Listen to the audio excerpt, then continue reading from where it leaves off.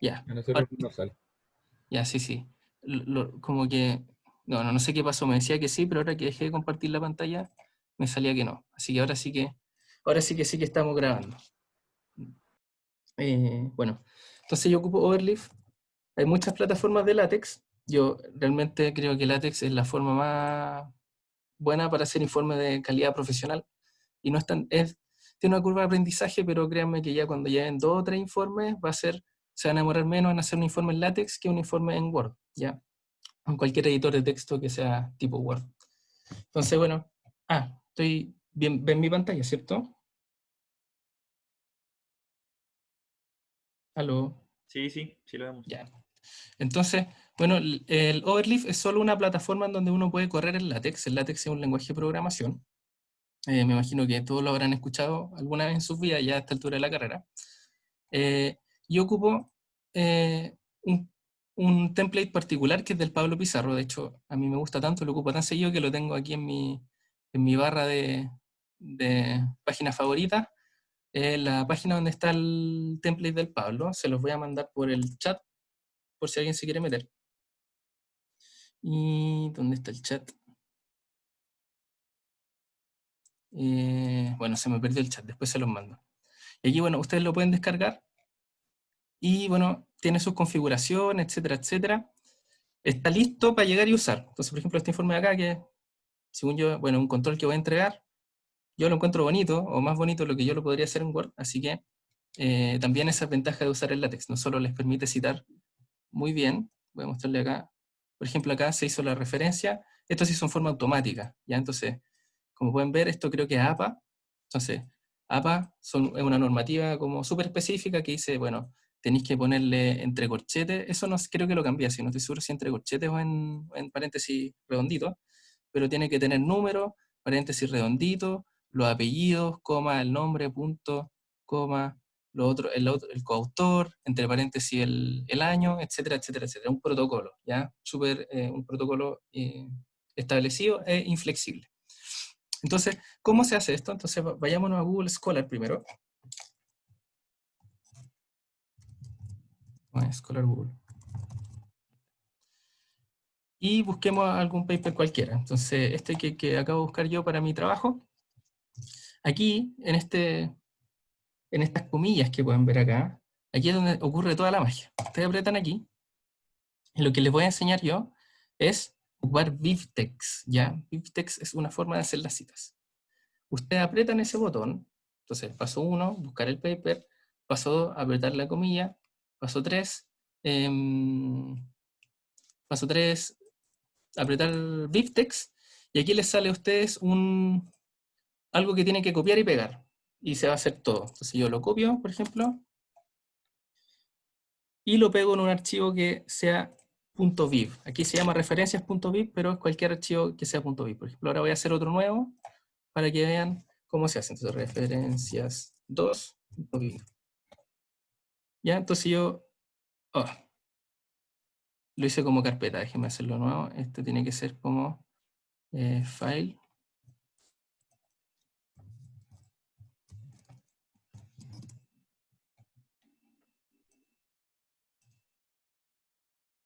Oh, estoy fallando. Ahí sí. Disculpen, disculpen. Ahora sí, ahora sí, ahora sí, ahora sí.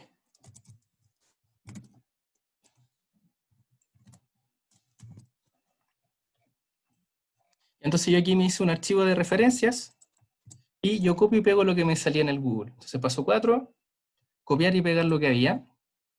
Entonces, por ejemplo, cuando ustedes tengan muchos papers citados, van a tener una lista aquí de muchas de estas cositas que son todas parecidas. Y aquí está, por supuesto, contenida toda la información que necesitan ustedes para citar. Entonces vamos a ocupar referencias 2. Y donde tienen ustedes el informe, yo lo tengo aquí, tienen que poner bibliography y entre paréntesis referencias, ¿ya? ¿Por qué referencia? Bueno, ahora voy a poner referencias, quiere decir referencias 2, porque es el que acabo de hacer, ¿ya? Entonces ustedes ponen referencias y así automáticamente el informe que ustedes tengan va a reconocer y va a decir, existe un un archivo .viv que va a contener toda la información de las citas. Ustedes lo llaman aquí y para citar en algún lugar de su documento, este parámetro de aquí es el que ustedes van a ocupar para llamarlo. Esta es la etiqueta que tiene dentro del LaTeX el paper o la publicación que ustedes están buscando, ¿ya? Entonces, por ejemplo, este lo genera Google automáticamente, pero le pueden poner el nombre que quieran. O sea, yo aquí podría ponerle patata y después llamar a patata y me va a salir este paper que tengo aquí yo escrito. Entonces, una vez que pegamos toda nuestra referencia en el archivo .viv, importamos la bibliografía en el informe. Después tengo que ocupar el comando cite. Y listo. Entonces ahora les voy a mostrar cómo me quedó a mí. Entonces, miren, este nombre de aquí era el que le había llamado que era la etiqueta. Entonces, por ejemplo, para que quede más claro, aquí dice Berglund Influence y voy a poner patata. Y aquí en mi informe, donde decía Berglund, voy a poner patata. Esperemos que todo salga bien. Y ahora lo vamos a compilar. Entonces dice dónde. Y esto tiene que estar en algún lugar de mi informe.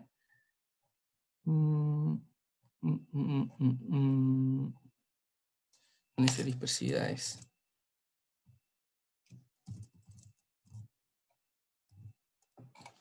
¿Dónde está esta cuestión? En ley de Darcy. Está por aquí. Aquí está. Y aquí me sale Bergunflori, lo apreté sin querer y me mandó a la referencia al tiro. Y ahí queda todo. Entonces yo lo único que hice fue crear un archivo, copiar, pegar y después poner el comando cite. Así que, bueno, es súper simple, les queda súper bonito. Esto no necesitan el template del Pablo Pizarro, que es el que estoy ocupando yo, pero yo se lo recomiendo porque está listo para llegar y usar. Y eso, así que así se referencia fácilmente sin tener que aprenderse ningún protocolo. Dentro de las configuraciones acá, dentro de este template, hay unas configuraciones. Y por aquí, bueno, hay configuraciones, por ejemplo, configuraciones generales. Entonces uno puede decirle, por ejemplo, aquí, añadir una página en blanco al imprimir a 2 caras. Bueno, qué sé yo. Pero en alguna parte aquí está la configuración de la referencia. Entonces, anexo, cita y referencia. Y, por ejemplo, aquí te dice, aquí uno puede elegir qué tipo de referencia está. Entonces, por ejemplo, y aquí, en este parámetro de acá, dice formato de referencia. Entonces, Apacite Style, Apacite. Si yo pongo aquí IEETR, que es otro formato de referencia, que yo no lo cacho, nunca lo he ocupado, yo puedo poner aquí IEETR y me va a cambiar, a ver, veamos qué pasa. A ver si no, espero que no se rompa. Y aquí me va a salir de nuevo, pero con otra... Me deberían salir de nuevo las referencias, pero con algún otro formato de alguna otra revista. Entonces, bueno, no me sale. Así que no sé qué rompí. Me faltó una E. R. Esperemos que si ahora no me falle.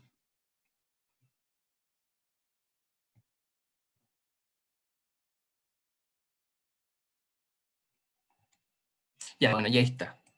Entonces, si se fijan aquí, es distinta la forma de escribirlo, ¿cierto? Aquí, no sé, pues tiene el año al final, no está entre paréntesis, el título está entre comillas y no en itálica, etcétera, etcétera, etcétera. Entonces, a mí me gusta APA, así lo voy a dejar así. Y bueno, ese era mi pequeño aporte que quería hacerles para que sepan citar. Esta es la forma más fácil que yo he encontrado. Yo he tratado de citar en Word, por ejemplo, y ha sido, bueno, bien complejo porque tenéis que ir poniendo los números. Hay una plantilla que se puede rellenar, pero es casi igual de difícil que irlo poniendo todo a mano. Así que eso, hay otras formas de hacerlo que me imagino que deben ser fáciles, pero no las conozco. Así que les recomiendo esta que a mí me ha servido de maravilla. Entonces eso es todo con respecto a hacer citas. Si a alguien le quedó alguna duda, me puede preguntar, yo encantado le puedo aclarar las dudas. Así que ahora vayámonos a la mecánica de fluidos, que es lo que nos convoca. A ver si alguien dijo, bueno, te pasaste. Bueno, de nada. Así que ojalá que les sirva. eh, y no pierdan tiempo viendo dónde van las itálicas y cómo va el año y todas esas cuestiones eh, que uno tiene inseguridades cada vez que hace un informe si es que no lo tiene automatizado. Ya, volvamos al mundo de la geodinámica.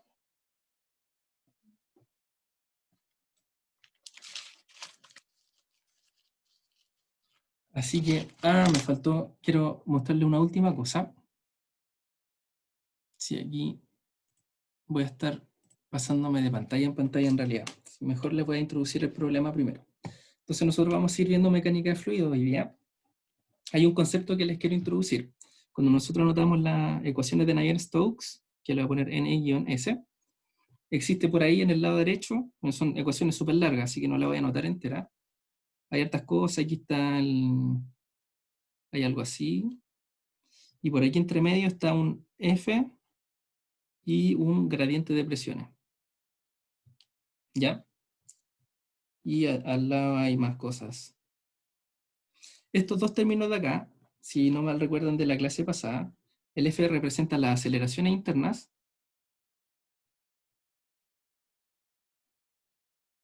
y este es el gradiente de presiones.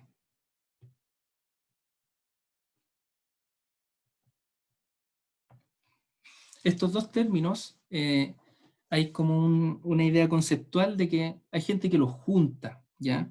Los junta y llama este término F más gradiente de presiones, lo llama así, le pone gradiente de presiones con un gorrito y lo llaman presión motriz.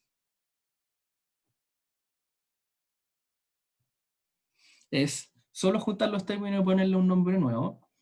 A veces es muy útil, a veces da lo mismo. Y se juntan conceptualmente porque se considera que son los dos factores que generan el movimiento cuando estamos en un fluido. ¿Ya? Hay otras cosas que pueden generar movimiento, como por ejemplo una condición de borde, pero serían como los movimientos internos o los movimientos que se generan por el fluido en sí, porque está en un ambiente acelerado y porque está bajo un gradiente de presiones. ¿Ya? Entonces son, no sé, quizás podrían considerarlo como movimientos más fundamentales del fluido, así que nos damos un poquito de color. Así que eso les quería enseñar. Así que ahora voy a anotar la ecuación de Navier-Stokes con ese término así, pero es lo mismo que habíamos visto antes, no es nada nuevo, solo con un distinto no. ¿Cuál es el sentido, disculpa Bruno, de juntar los términos? Es solo Como físico, digamos. conceptual, es solo conceptual, así como es como las cosas que generan movimiento, nada más. También a veces matemáticamente es más cómodo juntar los dos términos, pero, pero en verdad no es nada muy trascendental para nada. Así que puedes quedarte solo que es como un cambio de variable, no sé, por si acaso. Ya, Y es porque vale. a diferencia de los otros términos que dependen de la velocidad, no sé, pues en verdad estos son como, no sé, se los considera que generan movimiento, ¿no? Más que eso no, al menos de lo que yo sé, no tiene más aplicación que aquella. Pero gracias por preguntar. Entonces ahora vamos a ver un problemita bien aplicado, que va a ser, vamos a imaginarnos un volcancito. Entonces nos vamos a imaginar un volcancito bien bonito, aquí un volcancito así, y vamos a idealizar el volcán como un tubo de confort. Entonces por aquí sale la A, aquí sale la ITA, y por acá va subiendo la lava, y la lava tiene, bueno, obviamente este tubito va a tener un área, una sección transversal, que va a ser, le voy a poner A, disculpen, este fluido, la lava, va a tener una viscosidad, ¿cierto? Tiene que tener viscosidad y tiene que tener densidad. Lo que está alrededor de la lava va a ser roca, así que les vamos a poner que tiene una densidad, que estoy tocando, una densidad ρm. ¿Ya? Entonces, en este volcancito, lo que queremos hacer es estudiar qué es lo que pasa. ¿Qué es lo que pasa en el sentido de cuáles son las velocidades?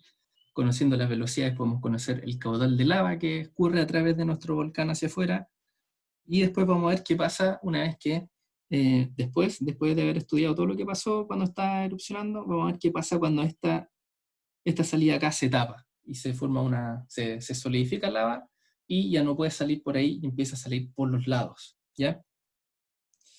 Entonces, dado esta geometría, creo que como tenemos un cono acá, por el cual está, a través de este cono está fluyendo algo, nosotros queremos entender la mecánica de fluidos que hay detrás de esto, es que la forma más apropiada de este problema es, por supuesto, que ocupar coordenadas cilíndricas para plantear las ecuaciones de Navier-Stokes. Así que les voy a... Las ecuaciones en cartesiana ya son medias largas y medias complicadas y tienen muchos términos, así que en cilíndrica y en esférica son peor todavía. Así que voy a ver si las puedo encontrar para mostrárselas. Y ahí vamos a ir sobre la ecuación, sobre lo que yo encuentre por ahí, vamos a ir rayando, para que no tengamos que anotar todos los términos porque no me caben, uno, y dos, me voy a equivocar. Entonces, vamos a buscarla creo que en inglés es más fácil.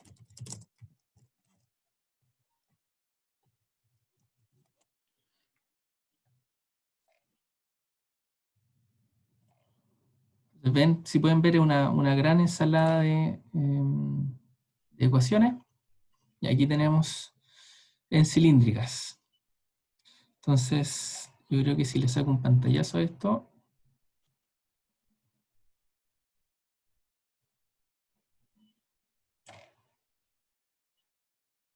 ya, esto es para un fluido, ya habíamos conversado la semana pasada, esto es válido solo para fluidos totalmente incompresibles, ¿ya?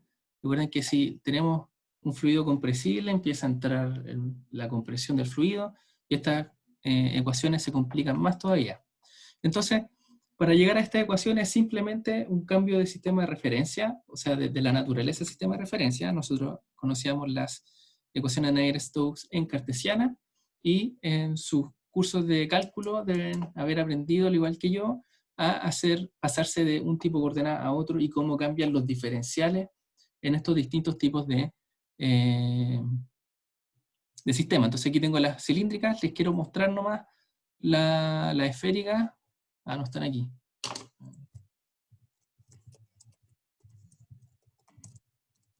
Solo para que sepan que existe y para que se espanten un poquito. Aquí está. Como pueden ver, es todavía más rarito. No la vamos a ocupar, así que pueden respirar tranquilos, pero están ahí y existen. Entonces volvamos al contexto. Recuerden que yo tengo un volcancito, así que a ver cómo lo puedo hacer. Aquí, a ver, les voy a pedir que anoten esta ecuación en realidad. Porque lo que voy a hacer es ir tachando encima de los términos que se vayan. Así que les voy a dejar un ratito para que anoten.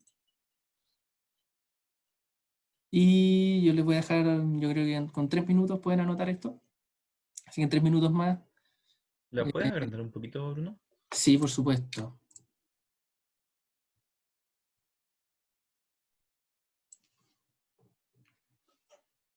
Entonces yo lo voy a estar hablando por mientras, pero ustedes deberían estar anotando. A ver si aprenden algo por osmosis. Tenemos la ecuación de la primera, la de arriba, es la ecuación de continuidad. Súper importante. Acuérdense que esta nace de la conservación de masa. Vamos a considerar que siempre se conserva la masa. Y cuando nosotros estamos diciendo que el flujo incompresible, podemos llegar a esto. Aquí, bueno, hace otras consideraciones, que por ejemplo, es un fluido newtoniano. Un fluido newtoniano es un fluido que se comporta bien, digamos, no es como el ketchup, que es un fluido no newtoniano.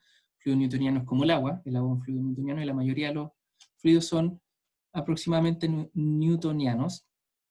Cuando son no newtonianos es que su relación entre fuerzas y deformaciones son media extrañas, ya la ecuación de viscosidad que habíamos definido se deja de cumplir se deja cumplir. La ecuación de viscosidad es esta. No me acuerdo si el mu iba por este lado o por este otro lado, pero es que hay una relación lineal entre tasa de deformación y tasa de esfuerzo. Así que este U le voy a dejar con un cachirulo porque no, se me acaba de olvidar si es que iba a la derecha o a la izquierda de la ecuación. Pero esto es para los fluidos newtonianos.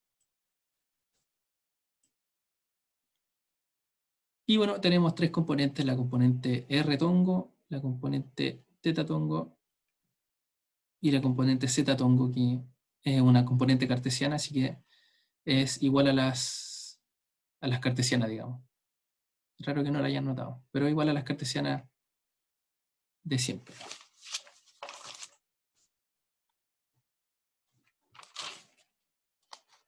En verdad no es igual a las cartesianas. Ahí me chisporroteé, es distinta. ¿Por qué no está en Z? Que no puse las, no puse las de Z y son las que necesitan. Acabo de cometer un error.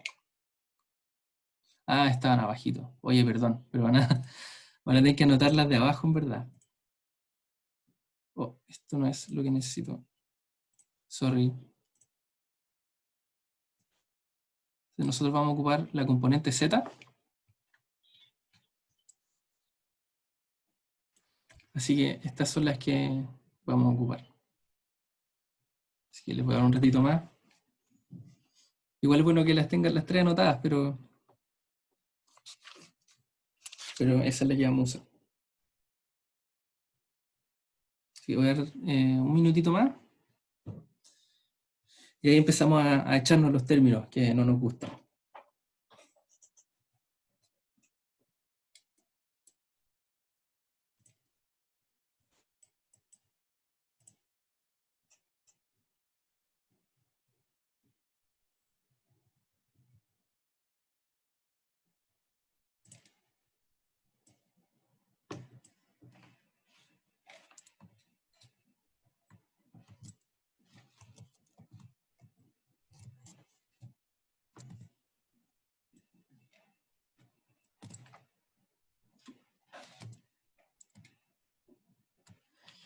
Ya entonces, asumo que ya los que iban a anotar ya anotaron. Entonces recordemos que tenemos un volcán con lavita. Entonces lo primero va a ser la ecuación de continuidad. No la tengo aquí, así que la voy a copiar y pegar. La ecuación de continuidad está aquí. Que recuerdan es lo mismo que decir que se conserva la masa. O sea que no...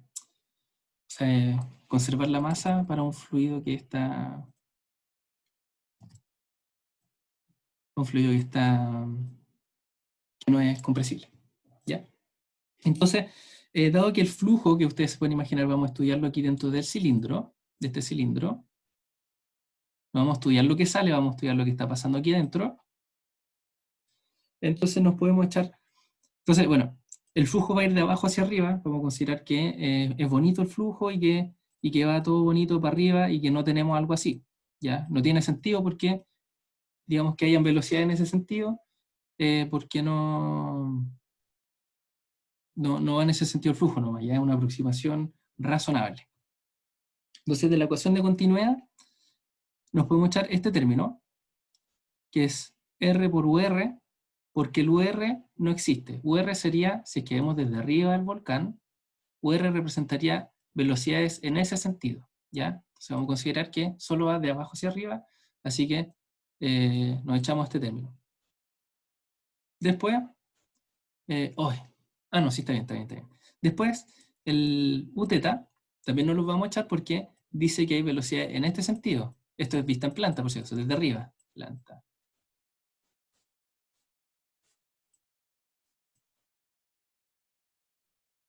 ¿Ya? Entonces, como que no hay vórtice, no hay nada raro, así que nos echamos también este término, y por lo tanto nos quedamos con esta parte de aquí. Entonces, nos dice que la velocidad en z no varía en el eje z, que es súper razonable, nos está diciendo que a medida que yo subo a través de algún filamento de velocidad, digamos, de alguna trayectoria de la lava, esta velocidad no va a ir cambiando, y si cambiara sería muy raro porque no se estaría conservando la masa, ¿ya? Dado que esto es un flujo incompresible. una vez que nosotros una vez que ya desarrollamos nuestra ecuación de continuidad, nos vamos a la componente z de las ecuaciones de Navier-Stokes. ¿Por qué nos vamos a la componente z? Porque estamos estudiando un flujo que va en la dirección z, así que al tiro mi intuición debería decir, parece que la componente z es más importante, así que vamos a partir por ahí. ¿Puede ser que hay problemas en los que se resuelven que se necesitan más de una componente? Sí. ¿Es esto uno de esos problemas? No. Así que nos vamos a quedar solo con esta ecuación. Y primero nos vamos a echar el du a dt. Vamos a decir, bueno, estamos en caso permanente, vamos a considerar que este volcán está erupcionando durante un tiempo lo suficientemente largo como para que haya llegado a un equilibrio de velocidades. Así que la derivada con respecto a z me la puedo echar. No, mejor la rayo nomás. Si la borro, después no van a ver que me eché. Entonces me he hecho esto, la más grande. Me he hecho esta. Después, ya había comentado, no tenemos velocidad en R, así que todo este término se va. Aquí tenemos un término velocidad en θ, no tenemos velocidad en θ, así que este término se va. Y por la ecuación de continuidad nos podemos echar este término. Acuérdense que la ecuación de continuidad nos decía que duz a dz vale 0. Así que este también se nos muere. Así que al lado izquierdo nos queda un 0. Al lado derecho nosotros podemos aquí juntar estos dos términos y llamarlos de P gorrito a dz, por como les expliqué en la introducción. Podemos agruparlo en la presión motriz, es solo un cambio variable. Y si seguimos avanzando, bueno, tenemos duz a dr. Entonces, ¿cómo varía la velocidad z con respecto a r? Este término no nos lo podemos echar. ¿Ya? Ojo, de nuevo, estas ecuaciones tienen direcciones y derivadas parciales y direcciones en la velocidad, así que es muy propenso a uno a confundirse. duz a dr no hemos dicho nada de ello, así que no nos lo podemos echar. Aquí tenemos duz a dθ. ¿Cómo varía la velocidad con respecto al ángulo? Nosotros acá, como tenemos una simetría con respecto al eje central del cilindro, digamos, si dibujo el cilindro desde arriba y dibujo un puntito acá, la velocidad en z a lo largo de un mismo radio no debiese cambiar, solo por simetría. Así que podemos considerar que la velocidad en z no va a variar según el ángulo. Y por último, ya nos queda este gallo de acá que vale 0 porque la velocidad en z derivada con respecto a z nos dio 0 por la ecuación de continuidad. Así que son estos los términos que nos quedan, y creo que ahora voy a seguir con el tablet. No, disculpa. Sí, dime. Los dos últimos, ¿por qué lo hiciste de cero? Ya. La Voy a segunda dibujarlo, derivada. creo que es más fácil dibujarlo en el tablet, así que dame un segundito que tengo que salirme de aquí, meterme acá y te contesto. Y esto va a entrar aquí. Entonces lo que tú me estabas preguntando es por qué duz a dθ es 0, ¿cierto? Bueno, esta era la segunda derivada. Y la otra era duz a... ¿cuánto era el otro? A ver... Espérate, se me fue la... La segunda derivada de eso, con Ah, respecto a z. ya. Entonces, esta es 0, la con respecto a z, porque nos sale de la ecuación de continuidad. La ecuación de continuidad nos dice justamente que duz a dz es 0. Y por supuesto, si yo derivo de nuevo esto con respecto a z, la derivada de 0 es 0. Así que la segunda derivada de la velocidad en z con respecto a z es 0. ¿Sí? ¿Está bien con ese término? ¿No? Sí, sí. Voy a anotar la ecuación de continuidad. Aquí tenemos la ecuación de continuidad 1 sobre r, de ADR, R por VR, R por VR, más 1 sobre R, dv teta a dθ, más dvz a dz. Son estos tres términos. Entonces, y esto igual a 0. Esta es la ecuación de continuidad. El VR, esto es una mirada desde arriba del volcán. Entonces, BR significa que hay velocidades para acá, ¿cierto? Entonces ya le había dicho, no va. Bθ es velocidad en esta dirección, tampoco va. Y ahí me queda que la derivada con respecto a z vale 0. ¿Sí?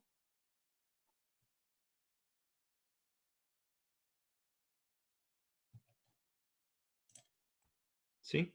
Sí. Ya. Y la otra que me había preguntado era la con respecto a θ. Entonces, ¿qué es UZ? Es la velocidad. UZ a priori podría valer de θ, de R y de Z, ¿cierto? Porque este es nuestro sistema de referencia. Pero imagínate el tubo. Este tubo puede tener un perfil de velocidades. Yo te puedo decir que si dibujo el perfil, debería salir algo más o menos así. Donde aquí en el centro hay más velocidad.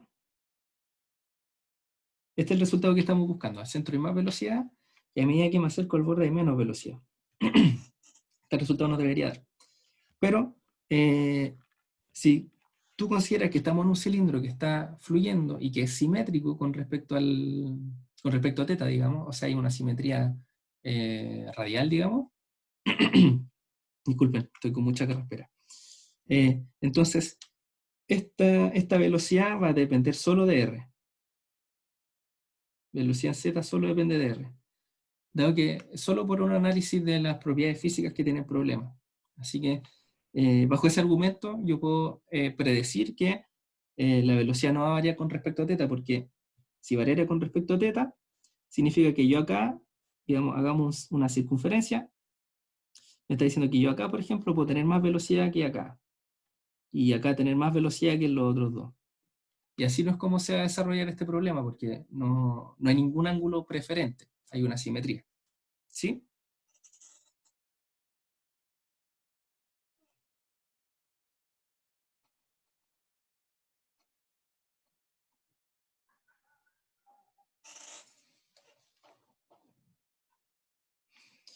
Entonces, lo que nos quedó de la ecuación está aquí, nos quedó 0 igual a dp a dz, quizás no bajo tanto, ya.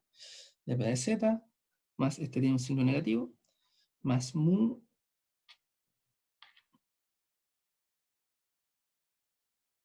1 sobre r, derivada con respecto a r,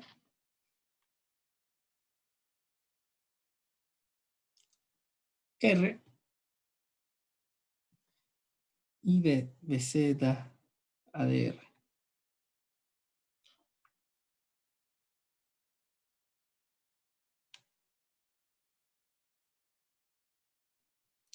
Entonces ahora nosotros ya tenemos listo, o sea, hasta aquí quiero llegar. No, mentira, podemos seguir avanzando.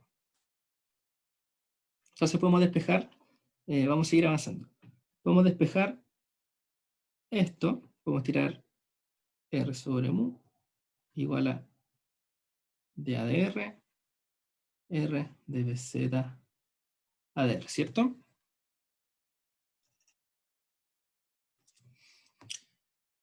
Si integramos una vez con respecto a r, nos va a quedar dp a dz por r cuadrado sobre 2 mu más una constante igual r de bz a dr. Ahora dividimos por r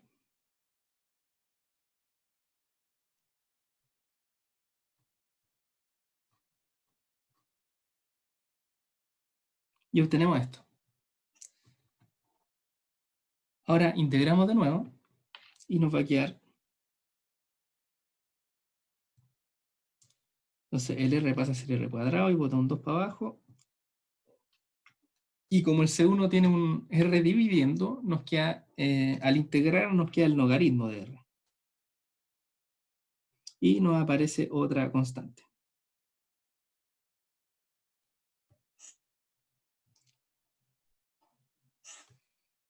Entonces ya llegamos a nuestro perfil de velocidades, digamos. Y ahora tenemos que pensar cuáles pueden ser las condiciones de borde adecuadas para describir este problema. Entonces, la primera ecuación, recordemos que en este problemita, no se los puse, así que les voy a poner aquí un R chiquitito. Recordemos que estamos en un cilindro, entonces vamos a tener velocidades entre 0 y algún R, le voy a poner R minúscula, ¿ya? Entonces las condiciones de borde son tales que me describan esta geometría, ¿cierto? Entonces, ¿cuáles son esas condiciones de borde? Vamos a decir primero que la velocidad z en R igual R, ya, vamos a ponerle un cachirulo a este de aquí para poder reconocerlo. R igual R del cilindro, tiene que pertenecer a los reales. No, mentira. Tiene que ser 0. La otra condición es para los reales. Tiene que ser 0. Es decir, la condición de que cuando toca el sólido, el fluido, no tiene velocidad. Eso lo discutimos en la clase pasada, pero el argumento es el siguiente. Cuando yo tengo una pared inmóvil, el fluido, la primera partícula, el primer elemento de este continuo que es el fluido, va a estar pegada en forma solidaria a la superficie, así que va a tener velocidad cero, solo porque está, entre comillas, adherida, ¿ya? Esto es un supuesto que se hace muy seguido. Entonces, por lo tanto, aquí vamos a decir que en las paredes de nuestro cono, la velocidad va a valer cero. La otra condición de borde nace si observamos esto de aquí. Recuerden que el logaritmo se indefine en cero, así que en cero vale menos infinito, entre comillas. Yo quiero que cuando r valga cero, yo no quiero que la velocidad me valga infinito, cosas raras. Yo quiero que mi velocidad sea bien definida y que esté en los reales. Con esta apreciación, nosotros podemos decir que la velocidad z en r igual 0 sea algo que esté en los reales.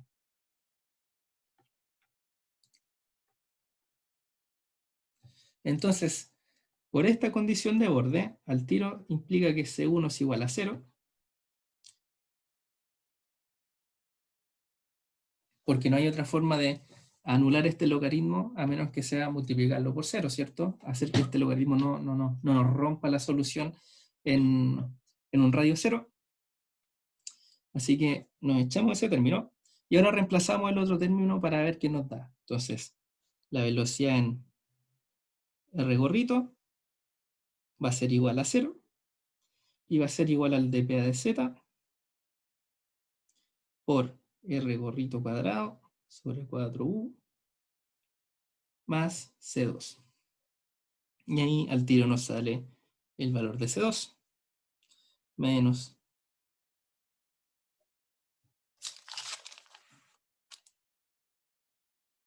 menos dpa de z por R cachiruro al cuadrado sobre 4u.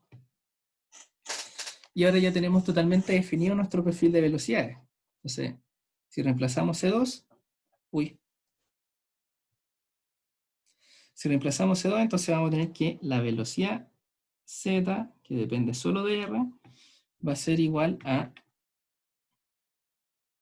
R menos el R cachirulo, 2 al cuadrado,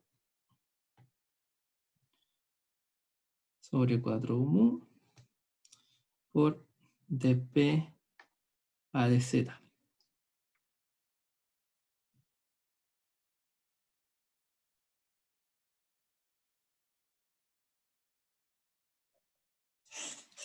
Entonces ahora todavía no hemos terminado porque nos falta este término de acá. Entonces recorremos que dp a de z, motriz, dp motriz a de z es dp a de z más las fuerzas de aceleración que estén actuando en z, y como bien deben saber, es g.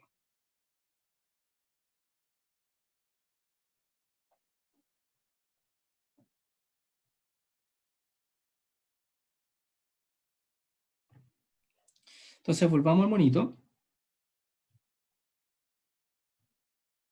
¿Cómo van? ¿Esto es chino mandarín o no es tan chino mandarín? Si necesitan que Bueno, vaya más lento. a una duda ahí con el G. Sí, Eh, Ahí como estamos subiendo, yo creo, nuestro sistema de referencia hacia arriba, el G no es negativo, o sí, hay momentos donde el G es negativo. sí, debería ser negativo. Yo creo que lo tengo. Ahí me pillaste en verdad. Yo creo que tenéis razón, va negativo. Y por último, si está malo, revisamos cómo nos da el perfil final para ver si lo hicimos bien o lo hicimos mal. Y yo tampoco sé en verdad cómo muy bien. No, sí debería ser negativo porque yo definí Z para arriba. Entonces G va para abajo. La aceleración que va a estar afectando este cuerpo digamos, está haciendo que el flujo sea más lento, digamos, está eh, tirando hacia abajo al flujo. Así que debería ir negativo. Entonces, para ver el gradiente de presión, entonces tenemos G por un lado y teníamos el dP a dz. Entonces vamos a hacer aquí, no, eso no íbamos a hacer. Esto vamos a hacer. Y vamos a decir la gran aproximación que dP a dz es la diferencia de P en dos puntos con respecto a su espesor. Entonces aquí vamos a darnos, vamos a suponer que este cono tiene un largo L, digamos,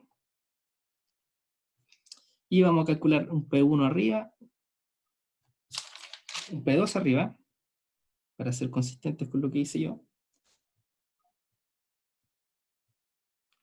Vamos a calcular P2 aquí y P1 acá, y les vamos a sacar el gradiente. Entonces, en P2 se supone que está aquí arribita, en verdad. Es la presión en ese punto, P2 representa la presión en ese punto, y la presión en este punto es cero, ¿ya? O sea, podemos poner la presión atmosférica, pero esto se puede trabajar con presiones relativas, ¿ya? Y con respecto a la atmósfera, ya sé que lo voy a hacer con presión atmosférica para no confundirlo. Entonces P2 va a ser la presión atmosférica más cero, porque no tiene nada arriba. Todo el flujo escurre, así que no hay nada sobre P2 más que la atmósfera. En P1 tenemos una columna de largo L sobre nosotros de magma. Entonces va a ser ρ por G por L. Y con ρ va a ser un ρm, ¿cierto? El ρ de la lava.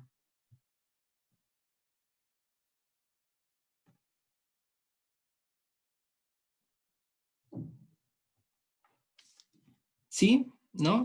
Y más la presión atmosférica. ¿Sí? ¿Se entiende o no se entiende?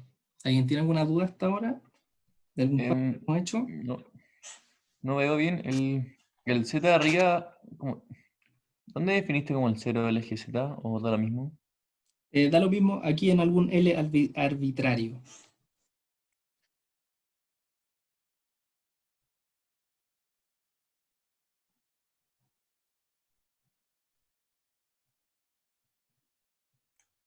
Ya, pero en el fondo la presión no es como si fuese como al principio del cono o sea, del cilindro Claro, sí. del volcán.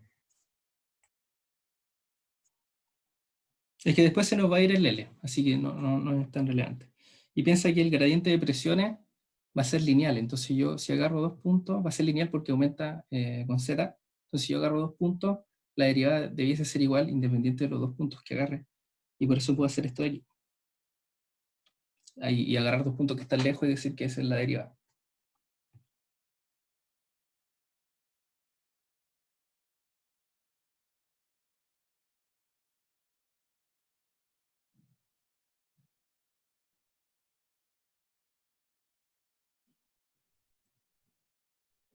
¿Sí? ¿No? Sí, sí, estaba copiando nomás. Ah, ya, ya, sorry. Tranquilo. Ya le voy a dar un ratito para copiar entonces.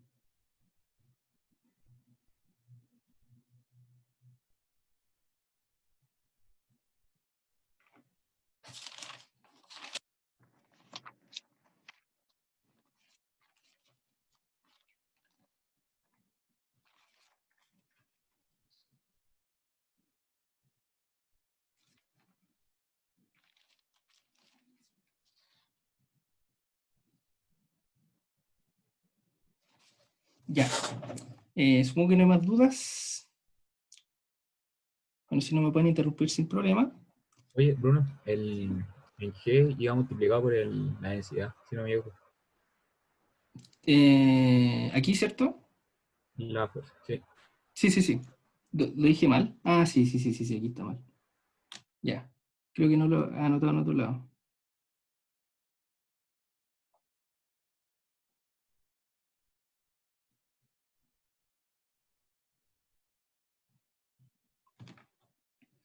Ya, ahora sí me equivoqué en una cosita, porque saqué la expresión en un mal lugar. O sea, consideré mal la densidad, porque nosotros estamos sacando las expresiones acá arriba y aquí abajo. Las expresiones ahí no están dentro de la columna, sino que están fuera. Entonces, la densidad y la presión que se va a inducir es por la columna de cerro que nosotros tenemos, ¿cierto? Entonces, eh, el P1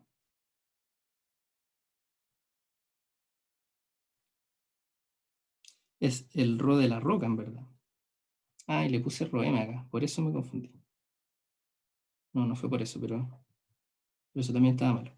Entonces, bueno, tenemos una densidad de roca aquí. Voy a poner corteza. Y entonces las presiones aquí que estamos sacando, yo les dije que era con ρm, pero en verdad, si se fijan, como estamos afuera del cilindro, y, y esto que está fuera del cilindro me va a inducir la presión hidrostática, digamos, va a ser ρ C por L, por G, ¿sí? Más la atmosférica. No sé si alguien puede haberlo confundido con esa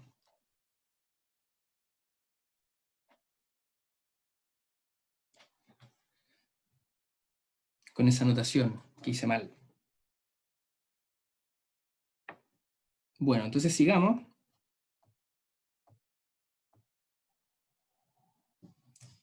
Y aquí también está mal. Entonces, la presión la induce el cerro, ¿cierto? Entonces, tenemos que considerar la densidad del cerro. La fuerza, este de aquí es el efecto, en este caso vamos a tener solo el efecto de la gravedad, así que en este caso va G por ρm, ¿cierto? Que es la gravedad, es la fuerza de aceleración por unidad de masa que va a estar sintiendo la lava sobre el magma o lava sobre sea, lo que va a sentir el magma por la influencia gravitatoria a la que está expuesta. Entonces, si nosotros enchufamos todo esto,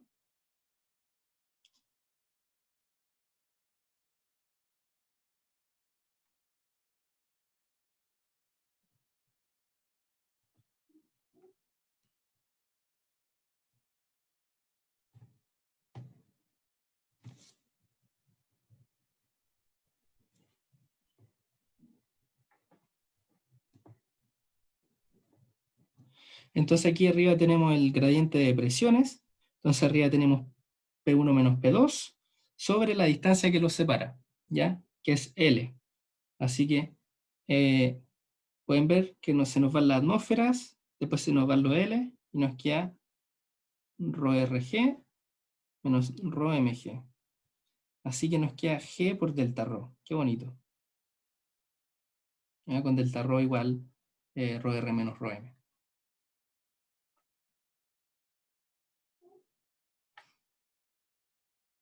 Y por lo tanto, este es el último resultado que nos faltaba para tener descrito completamente el campo de velocidades.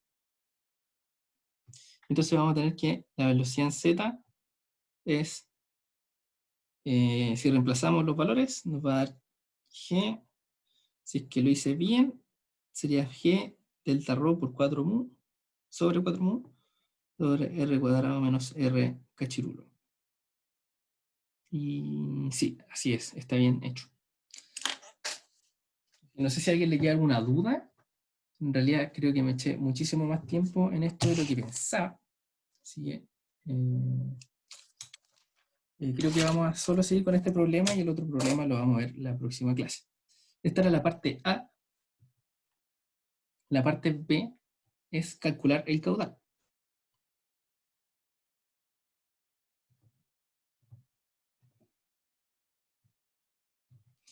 Entonces, el caudal, a modo conceptual, es cantidad de volumen por unidad de tiempo que sale, o cantidad de masa por unidad de tiempo que sale, ¿ya? Entonces, nosotros lo vamos a hacer por cantidad de volumen, vamos a ver caudal volumétrico, entonces vamos a ver cuántos metros cúbicos de lava salen en un segundo. Para saber eso, bueno, fíjense, antes de seguir, fíjense la forma que tiene el BZ. Es como un paraboloide.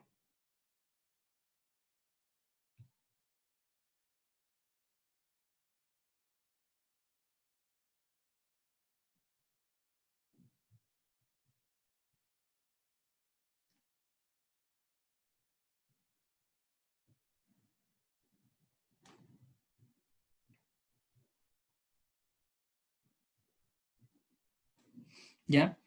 Este paraboloide, entonces, si nosotros integramos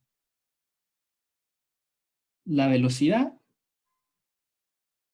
en esta área, vamos a tener cuánto es el caudal. Entonces el caudal va a ser la velocidad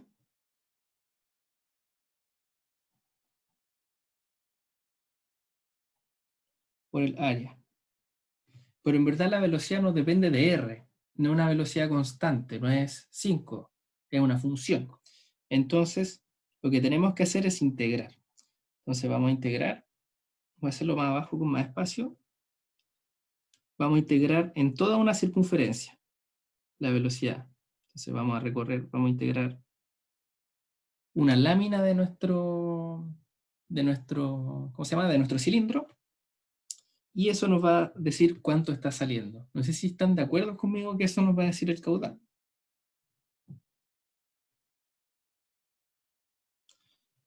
Entonces vamos a integrar la velocidad z con respecto a la componente r, y por un elemento de volumen, que hace r dr de θ. Y esto va a representar el área. Entonces si simplemente sustituimos, bueno, 2pi r cachirulo, b en z va a ser g delta rho sobre 4 mu por r menos r cachirulo por r dr de θ. Así que tenemos explícita la integral. Y como no nos depende de θ, nos sale el 2pi para afuera. Y el g delta rho también. Y ahora nos queda la integral de 0 a r cachirulo. R cuadrado menos r cachirulo cuadrado. Por r dr. Y si desarrollan eso, les va a dar que es menos r cachirulo a la cuarta por delta rho g por pi sobre 2 mu.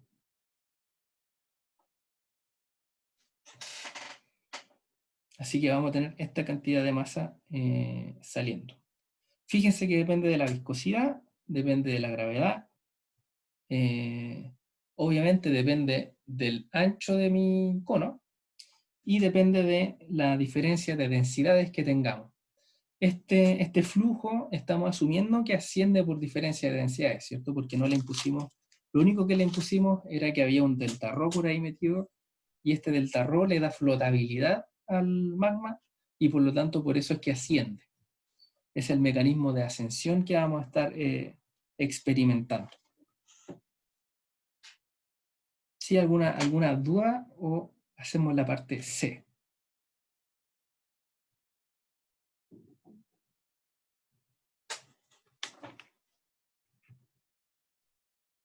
Entonces la parte C, nosotros vamos a considerar que seguimos teniendo este cono, o sea, perdón, no sé por qué le digo cono, este cilindro,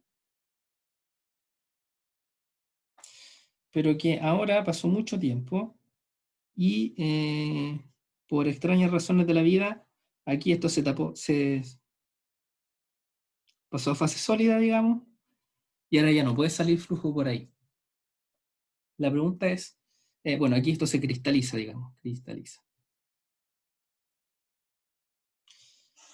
Pero tenemos un problema porque supongamos se secó, pero ahora volvió a estar activo el volcán y solo se cristalizó la tapa, así que todavía tenemos magma saliendo de aquí con algún caudal. El mismo caudal, vamos a suponer que sigue saliendo la misma cantidad de magma, pero ahora se tapó la salida. Entonces, ¿por dónde va a salir? Vamos a considerar que se reparte homogéneamente a través de las paredes del cilindro. Entonces vamos a tener alrededor de todo el cilindro, vamos a tener velocidades hacia afuera. Entonces queremos saber cómo se comporta la velocidad, cómo se comporta el flujo del magma, cómo es su dinámica, si es que ahora estamos en este caso. Entonces vamos a plantear la ecuación de continuidad. Ya los resultados anteriores no los podemos ocupar porque lo hicimos bajo ciertos supuestos que ahora no son verdaderos. Ahora nosotros vamos a analizar solo la parte radial del flujo, vamos a olvidarnos de lo que hay dentro del cono, y con lo único que nos vamos a quedar es que se conserva el caudal. ¿Ya? Entonces vamos a plantear la ecuación de continuidad de nuevo, que es lo mismo que decir que la masa se conserva y el fluido es incompresible, y la ecuación de continuidad es 1 sobre R, la derivada de RBR a dr, más 1 sobre R, la derivada de Bθ a dθ, más de Bz a dz, igual 0. Entonces, ahora cambiamos de régimen. Antes teníamos solo velocidad en z, ahora en el dominio que nos estamos poniendo vamos a tener solo velocidad en la dirección r, ¿ya? Entonces, como tenemos solo velocidad en la dirección r, de nuevo, estamos afuera del cilindro estudiando, cómo sale hacia afuera del cilindro. No estamos estudiando cómo sube, eso ya lo estudiamos. Entonces la velocidad en z en este nuevo dominio va a ser 0. La velocidad θ en este nuevo dominio también va a ser 0, al igual que el caso anterior. Y entonces nos queda que esta es la ecuación, el resultado de la ecuación de continuidad.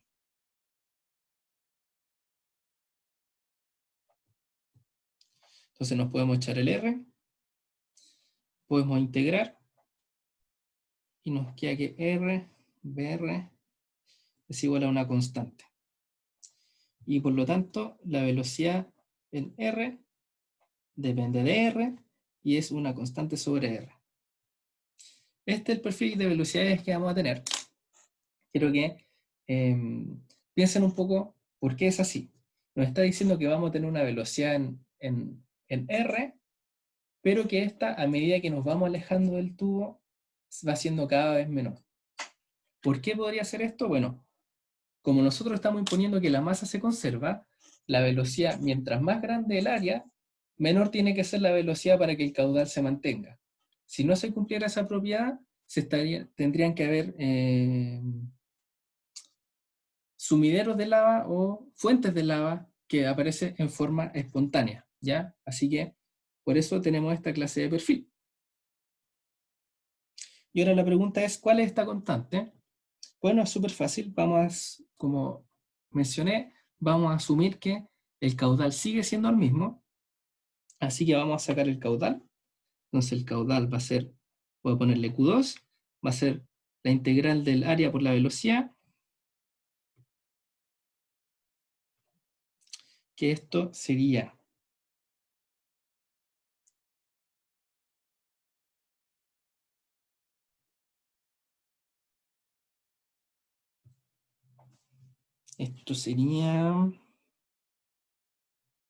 ya, el área va a ser, nos vamos a dar un radio R conocido, vamos a ponerle R grande, y el área va a estar dado por 2πr por h, ¿cierto? Asumiendo que el h es de donde está saliendo el flujo.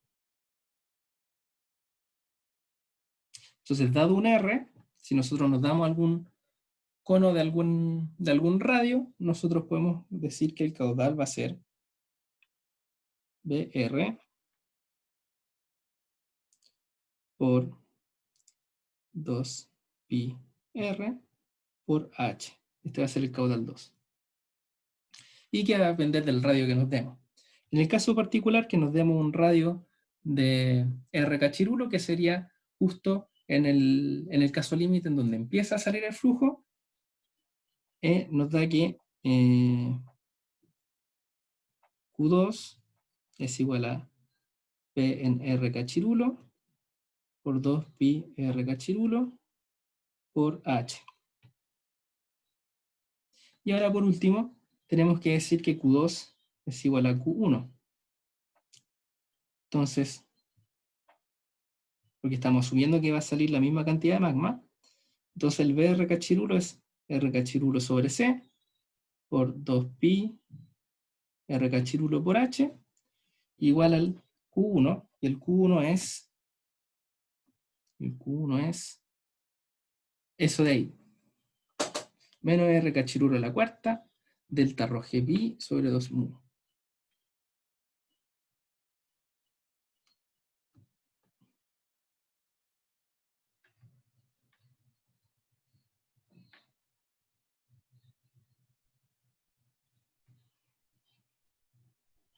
Y entonces si despejan, nos da que C vale... esto no es un A, es el R cachirulo.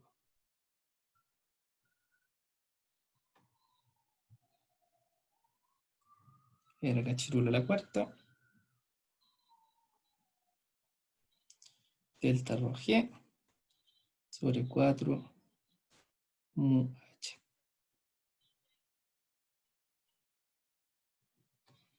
Y con eso conocemos entonces la velocidad en R cachirulo.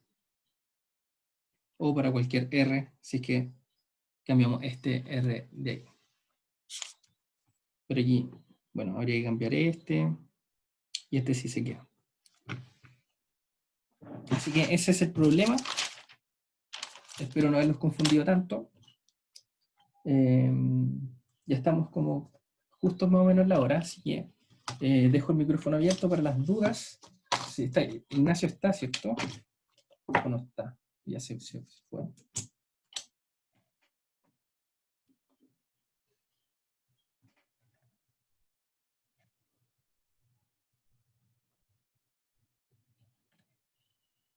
Bruno, ¿Sí? que de la forma del flujo en el segundo caso que se cristaliza la tapa en el fondo del cilindro, ¿Sí? ¿no se indefine en el centro del cilindro? Eh, ¿Como partido por R? es que no va... Claro, se indefine, pero acuérdate que en el centro del cilindro está subiendo flujo. Y a partir de hasta donde se acaba el cono es donde empieza a funcionar este régimen nuevo. Entonces, ¿lo voy a dibujar? Va, como que se me acabó la hoja. Ahí sí.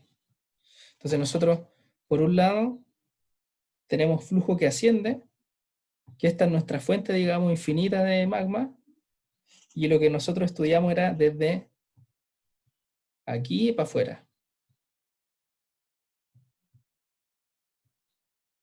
Que es desde donde empieza a ocurrir esta propiedad de que se va radialmente hacia afuera el flujo. Ahora tú me decís, bueno, se indefine en R igual 0, se tiene que indefinir en R igual 0 porque en una línea de espesor 0 tiene que salir tanto volumen que sea capaz de compensar, o tiene que ser tanta la velocidad para que compense un volumen, ¿cachai? No sé si es como, desde una línea tiene que salir lo que llena un cilindro, así que si es que se indefine, no estaría raro. O sea, la velocidad, mientras más chiquitito el... no sé. A ver, ¿cómo queda el perfil de velocidades? Claro, mientras más chiquitito el R, más tiene que ser tu velocidad para compensar. Porque tenía un juego entre, tengo mucha área, así que tengo que tener una velocidad chiquitita para conservar la masa, o tengo un área muy chiquitita, así que tengo que tener mucha velocidad para compensar la masa. Y en el caso en que achicáis tanto el cilindro que es una línea, ahí la velocidad te explota. Pero no está dentro del dominio, así que nos podemos quedar tranquilos. No estamos creando materia ni nada.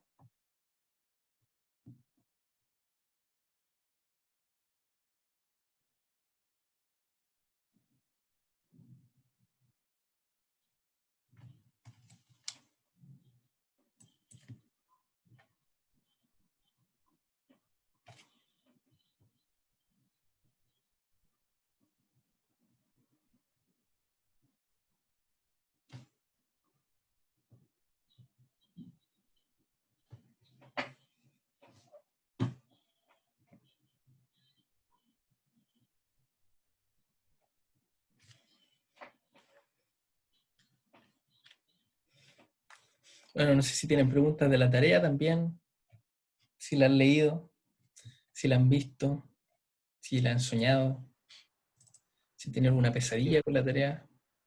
Yo tengo varias dudas, la verdad. Ya, bueno, Ignacio. Más, aparte de las que pregunté el otro día. Ya. Y la que preguntaste el otro día, ¿entendiste lo que te dije o prefieres que te lo explique? Es que no sé si se entendió bien mi correo, ¿no? Que igual soy como medio mal explicando. Lo Ya. que yo Entonces, estaba preguntando era que, porque en la tarea sale que tanto para la extensión como la compresión, se ¿sí? divide en dos partes, dependiendo de una cierta, como un cierto sigma ZZ. Entonces, lo que yo no entiendo es por qué hay como esos rangos en la compresión y la tensión. A ver, voy a- tu pregunta es, ¿por qué hay una ecuación para la compresión y para la extensión? O digamos, ¿por No, qué? no, ¿No? No, o no sea, cacho. los rangos, ¿por qué hay rangos? Ah, ¿por qué ¿Por hay qué? rangos? Ah, ya. Sí te cacho. Los rangos son, yo no sé bien, son cosas más bien experimentales, tengo entendido, más que, más que teóricas, digamos, porque la teoría predice que deberían ser líneas rectas, pero no es así nomás. No conozco la razón de por qué tienen un cambio de pendiente, la verdad, así que no te quiero inventar. Quizás el Eduardo sabe, pero esto me huele mucho a que son resultados experimentales y que se pierde un poco las propiedades elásticas a esas presiones tan altas deben cambiar, no sé. Ya, o sea, y lo otro que igual tenía, porque como pregunté que si es que esa división entre como en presiones que se hace como ese rango, esos rangos se hacen dependiendo de una cierta presión para tanto la compresión como para la extensión. Entonces, yo había preguntado que si esa diferencia era más que nada como donde estaba el manto y la corteza, porque en esa misma pregunta, al final pone como la ecuación que describe al sigma ZZ, que es la diferencia de presiones, y eh, te da como la densidad tanto del manto como de la corteza. Entonces yo ¿Sí? no entendía por qué hacía eso. Ah, O sea, ya. y decía se ocupaba. Mm, Entonces como que me empecé a enredar y pensé que esa división se hacía porque estaba la corteza y el manto, pero igual las presiones eran bajas como para, No, o no, sea, entre comillas. no va por, no es por el mojo que se produce esa diferencia. De hecho, en algún momento de la tarea creo que les decimos que cambien a dónde está ubicado la diferencia entre corteza y manto, o sea, la interfaz, digamos.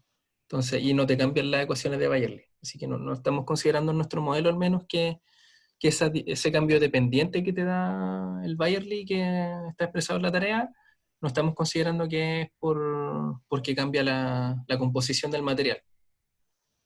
Es solo por Oye, y esa ley la densidad. es solamente la densidad de la corteza. ¿Cómo? Para sacar esos sigma ZZ son solamente la densidad de la corteza. Dejar la tarea. Para saber que estemos hablando del mismo sigma. Entonces, a ver, no guardar esto. Tengo el enunciado por aquí. Tarea 2. Tarea 2. Entonces estamos viendo la ley de Bayerly, ¿cierto? Sí, Ya, entonces tú me estás preguntando si el ZZ depende solo de la densidad de la corteza. sí. ¿Esa es tu pregunta? No, O depende de sea, la densidad. el sigma Z. Oye, sé que justo se cortó, pero dime, por favor, repite lo que dijiste. O sea, yo pregunto que si el sigma ZZ, que aparece al final de la primera página, que sale Sí. escrito como como, ¿cómo se llama esto? La densidad por G por Z menos la presión de fluido, y Mm, en esa ecuación se ocupa solamente la densidad de la corteza. No, no. De hecho, esa es una muy buena pregunta, porque lo que está pasando aquí, creo que lo mejor es dibujarlo. Lo que está pasando aquí, tenemos que entender el problema, lo que nos están diciendo. Entonces, el sigma ZZ es como el esfuerzo compresivo que está sintiendo la piedra, la litósfera o lo que sea que estemos viendo. Entonces, eh, lo tenemos aquí, tenemos alguna cierta profundidad, y por acá nosotros vamos a tener el mojo, que es lo que nos divide el rosé con el roem, ¿cierto? Entonces arriba vamos a tener rosé,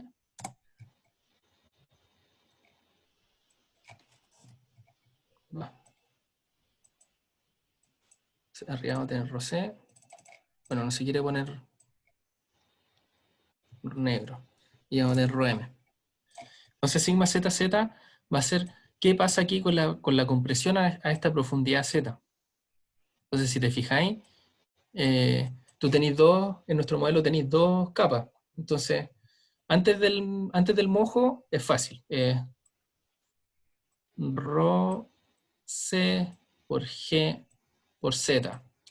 Abajo el mojo hay que decir, ah, ya, estoy más de esta profundidad y aquí tengo dos materiales. Entonces va a ser sigma, va a ser, si le tenía esto de espesor H, va a ser Rho C por H más Rho M por Z menos H. Oye, que es difícil escribir con el mouse. Y todo esto por G. Eso es lo que da la compresión por la litostasia, que sería el ZZ, el sigma Oye, ZZ. entonces serían como tres cambios dependientes, por así decirlo. Eh, a mí me quedó sin cambio pendiente en realidad. O sea, no visible al menos. Porque, a ver. O sea, sí, induce un cambio pendiente, pequeñito, porque a ver cuánto es la densidad ya. Varía como un poquito más de un 10%. Entonces, si induce un cambio pendiente, yo lo grafiqué y ni siquiera pensé en eso, así que no me fijé cómo se ve ahí en ese punto, pero es más pequeño, diría yo, que el cambio pendiente que hay acá, que pasáis de 3,6 a 2,12. Yo sé que ese sí se nota un poco, se nota así como una pequeña, una deflexión.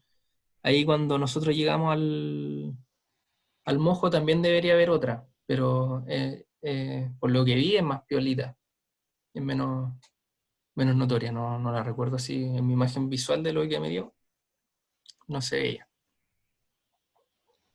Oye, Tiene que existir numéricamente. ya.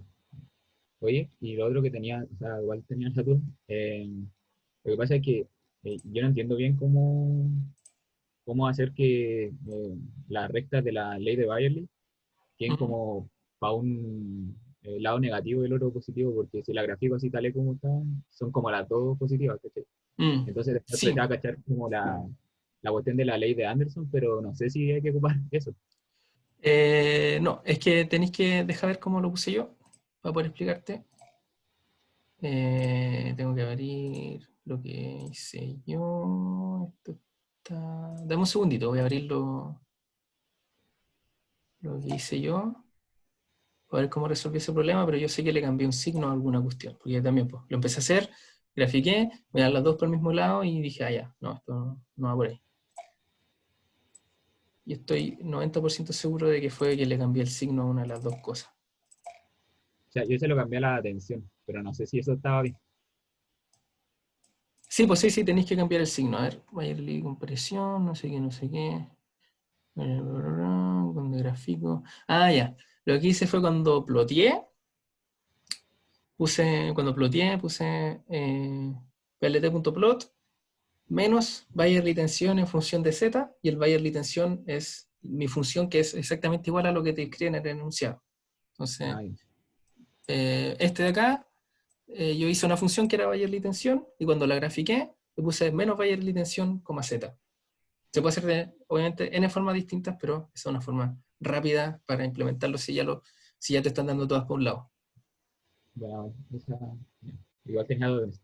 ¿Puedes bajar un poquito por la otra parte? ¿Sí? Es que como que he tenido hartos problemas con la verdad. Pero después igual me puse a hacer esta parte que era con la parte dúctil. ¿Ya? Y el problema que me da es como con temas de unidades, porque no sé, o sea, he leseado caleta tratando de que las unidades me calcen bien y todo, pero como que hay, por ejemplo, en la útil, creo que me dan unidades mucho más chicas, o sea, como valores mucho más chicos que, por ejemplo, la zona frágil, ¿cachai? Ya. Y como que y lo pongo en megapascal y todo, lo intento pasar, no sé si será problema de Ya. código. No he implementado esa parte, así que no te voy a decir cómo te debería dar, supongo que ya sabéis, pero te debería dar algo así. Un lado más grande que otro, no me preguntéis cuál es compresión ni cuál es tensión, porque no sé. Y te debería dar esta que es simétrica, algo así. Esta es simétrica. Las rojas son simétricas. Si no te está dando... Ah, bueno. Y como hay dos elementos, después te debería salir otra como así. De aquí. Vamos a no hacer el resultado esperado, que creo que está en el enunciado, sí, quizás. Así que deja revisar eso, voy a ver las unidades, porque yo la grafiqué mal, así que... Como digo, yo lo estaba intentando caleta y como que, bueno, por ejemplo, me puse como en otro caso, a ver cuál de estos valores. Ah, por ejemplo, que hay una parte donde el profe pone que para la corteza ocupar un gradiente térmico de, el que sale ahí, dice Sí, 16 por 10 elevado a la menos 4. Entonces, por ejemplo, lo que yo tenía entendido de otros cursos en Geo, que por ejemplo en la corteza el gradiente térmico es como de 30 grados Celsius por kilómetro.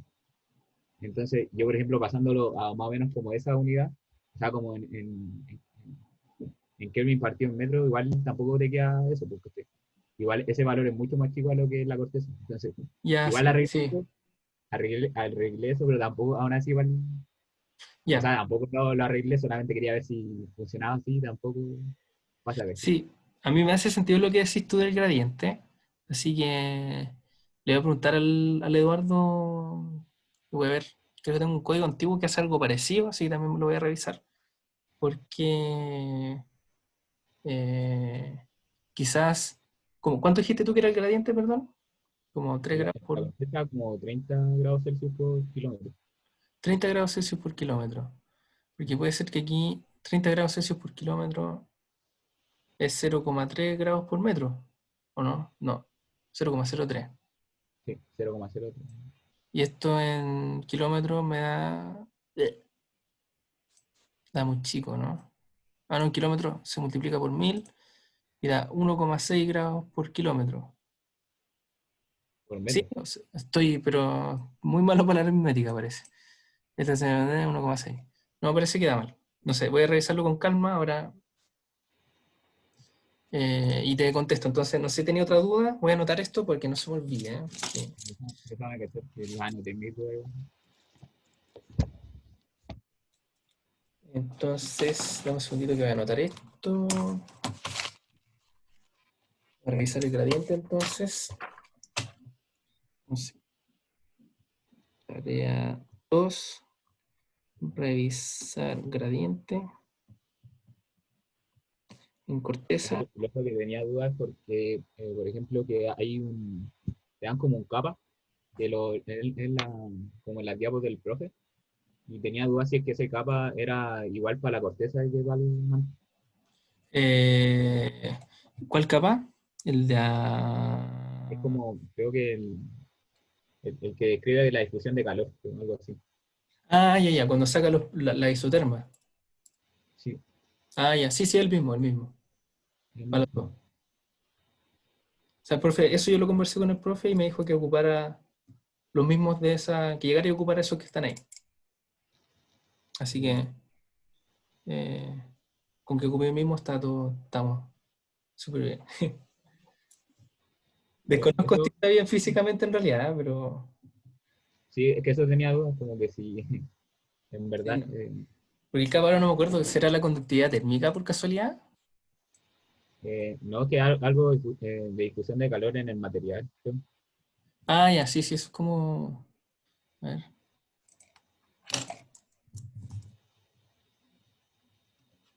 ¿Este capa acá? Sí, Ya, a ver.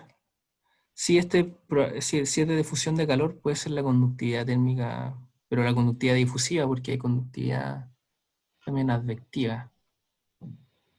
Ah, sí, este es con coeficiente de difusión de calor, por las unidades. Sí, bueno, considera que el mismo nomás. Bueno, y de acá, para los que aún están, de aquí se sacan, con estas expresiones se sacan los oye, gradientes eso de te temperatura. saca duda igual. Ahora me acuerdo que no sé si tú has visto un archivo que subió el profe en material docente que se llama como el enfriamiento de la corteza, creo, o algo así, Ah, está ya, en inglés. ya, no, no lo he Y visto.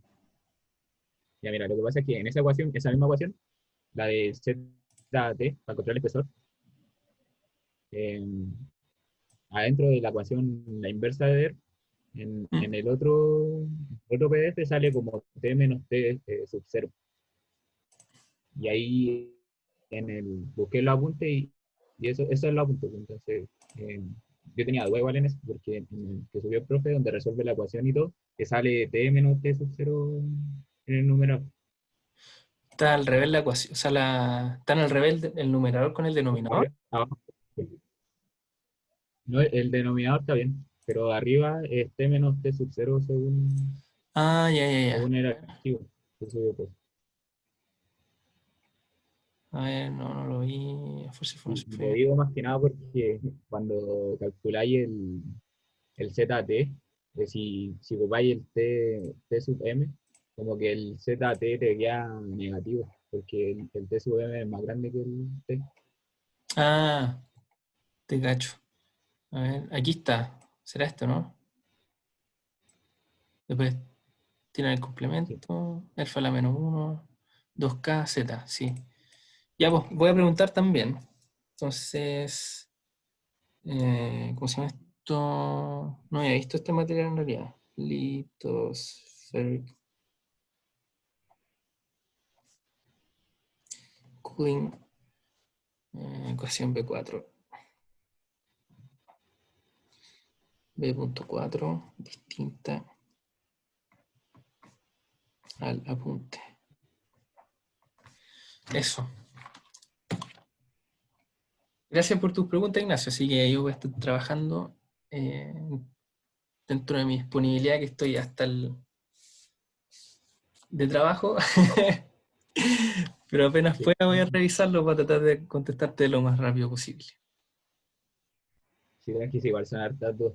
Así que, ¿Y tenía otra más o aprovecha? no me acuerdo ahora, pero si me acuerdo ahí envío un correo.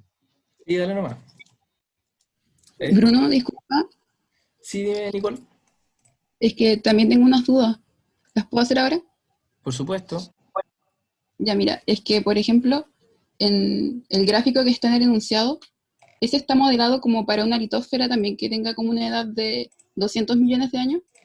El Lo que ven pregunto en como la... una idea del orden de magnitud de los resultados. Ah, no sé de dónde salió en verdad. Ese lo puso nomás el Eduardo. No sé qué modelo habrá ocupado. ¿Y dónde tengo el enunciado aquí? ¿Te refieres a este, cierto? Sí. No, no sé. No sé. Desconozco qué edad ocupó para modelar. Ah, ya, vale. Es que como que no me están coincidiendo las unidades. O sea, el orden de magnitud. El orden de Y magnitud. tenía otra duda también. Es que en la zona frágil tenemos como expresiones para el régimen tensional y para el compresivo, ¿verdad? Sí. Y mi pregunta es si en la zona dúctil también tenemos que tener esa como consideración de una ecuación para el régimen tensional y otra para el compresivo, o la ley de potencia embarca a ambos. Sí, la Y, ley de potencia simétrica para la compresión y para la tensión. ah, ok, vale. Y hay una otra cosa que como que me complica un poco. Es que está como que tenemos corteza y manto, ¿verdad? O sea, por eso tenemos estos dos gráficos. Sí. Y no sé, por ejemplo, la isoterma de los 800 lo ocupamos para la región del manto, ¿verdad? Ya, sí, supongo. No sé, ahí no estoy seguro. En la parte A. En la parte A,